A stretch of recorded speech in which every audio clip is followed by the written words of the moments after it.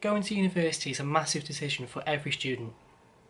You need to consider the application process, what life is going to be like when you're at university, and the courses that you're going to want to take. In this series we're going to take a look at my experience of university and the advice and tips I can pass on to you as a student. So we're going to start off by looking at my journey to university and how I've ended up doing what I'm doing now.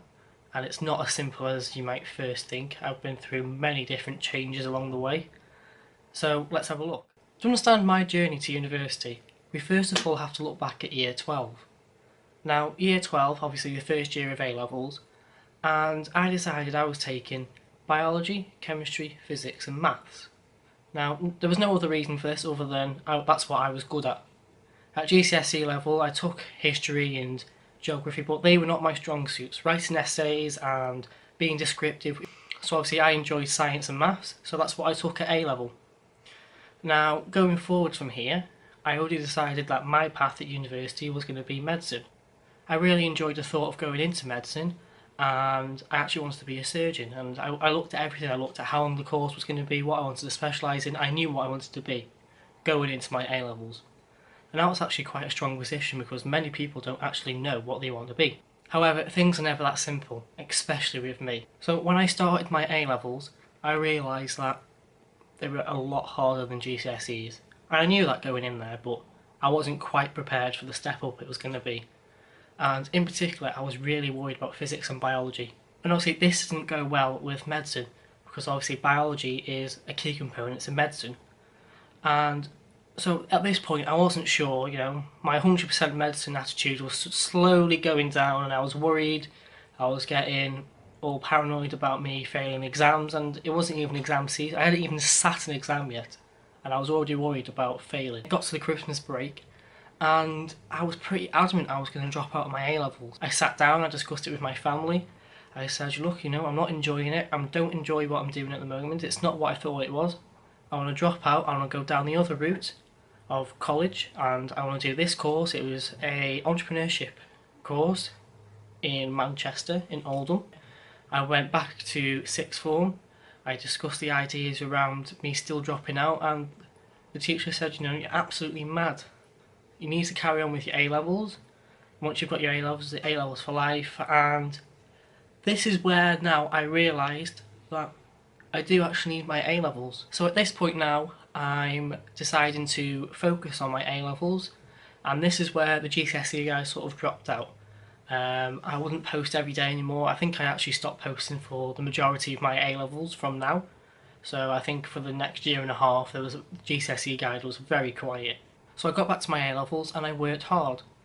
I tried to revise almost every day. I made sure I understood every piece of work that I was going through and not just bypass it and say, oh, I'll work that out later. It was at this point now where things started to change for me, and one of the sciences I decided to work really hard at was physics. I actually enjoyed physics so much that I was looking at doing it at uni, and in particular particle physics.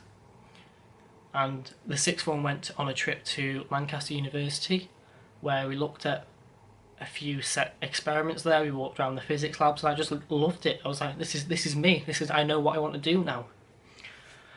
And so I looked at physics and I was like, right, 100% physics now. However, there's always something. At my AS results, I actually got pretty good results overall. The reason I was so worried about these A-level results was that the exam board, WJC for Wales, was going through a bit of a transition phase, and they were making the A-levels much tougher, particularly sciences. I think most people in their mocks got E's and U's, so it wasn't just me. Across the board everyone was worried. I go to find my AS results and I actually found out I did pretty well. I got A's in biology, chemistry, physics and a B in maths. Typical. The one subject I thought I was going to do well in, I actually did the worst in. You can't guess it. So these results got me thinking, was I a bit too harsh on myself? Did I criticise myself a bit too much? And so my mind was already thinking, what could have been? Could I have actually gone into medicine if I wanted to? I wanted to go into medicine from year 9, and that decision at the start of year 12 to change everything because I didn't like biology was actually pretty drastic. And so I think when I went to Keele University, I went with my girlfriend and her family, and they were going to look at midwifery. And I was sat there in the lecture with them.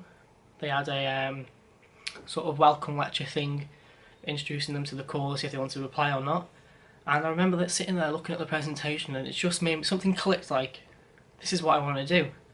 Not midwifery, but medicine. You know, and I got to see a good chunk of the medicine area at Keele. So I decided I was going into medicine, but obviously I was at a disadvantage. It was the end of the summer, the start of year 13, and I had no work experience. I hadn't taken the UK CAT, I had no revision for it, and so I did the best I could. You know, I went and sat the UK CAT for about £30 more than everyone else paid. That did it in the summer with no revision. I got above average score, just about, but it wasn't good. Because of my UK CAT score, I had to consider what unis I was going to apply to. So I applied to 4 unis: Keele, Manchester, Liverpool and Cardiff. I went to a couple of interviews for medicine, and I'll be discussing these in a separate video. There were multiple mini interviews. They were pretty tough, you know. Medicine is quite a difficult course to get onto, so you expect the interviews to be tough, and I'll discuss that in a separate video. So if you didn't know already, when you're applying to medicine you can only choose 4 universities to apply to, and then you have to apply to a different course as your final choice. So my final choice was Natural Sciences at Lancaster. And now I actually got an unconditional offer for this course, and it's a pretty good course to get onto. It's if you don't know what it is, essentially you can go there and you can choose units from biology, chemistry, physics, maths, geography, computer science. They're all mixed up, and you basically pick and choose what units you want to do. But at this moment in time, the GCSE guide was coming back into my life a bit more, and it really made me consider what I wanted to do, because if I went to the natural sciences degree I wouldn't be able to choose any physics or maths units because I dropped maths at A level. So it really limited my choices in that sense, and I didn't really want to study biology. So if I went there it would actually be like IT and chemistry, which didn't really interest me. So I looked around for yet different courses, what I wanted to get into, potentially something sciencey, but also I was looking at business courses now, ways in which I could learn and develop my own skill set to become an entrepreneur, because that's essentially what I want to do now. So I found this course which I'm on now at Manchester, and the course is Management with Innovation Strategy and Entrepreneurship. It's a 3-year course, and so far I must say I'm not particularly enjoying it, but that's because it's all new to me. It's completely different, out of the ordinary to me anyway, and I just hope that it's going to get a little bit better for me. But essentially that's it, guys. That's my story of getting to university. It's probably more complex than most, probably more difficult than it had to be. And did I end up with the right course? I don't really know yet. I would say I hope so, and I hope that this course is going to help me along the way, and I hope that I made the right choices. But it just goes out to show that whatever you want to do at university, you can change it. I flipped between medicine, physics and business. You couldn't possibly get 3 more different courses. I got into Manchester now through Extra, and as a person that started the year off with an unconditional offer and then ended it applying through Extra, you can't tell where your journey is going to take you.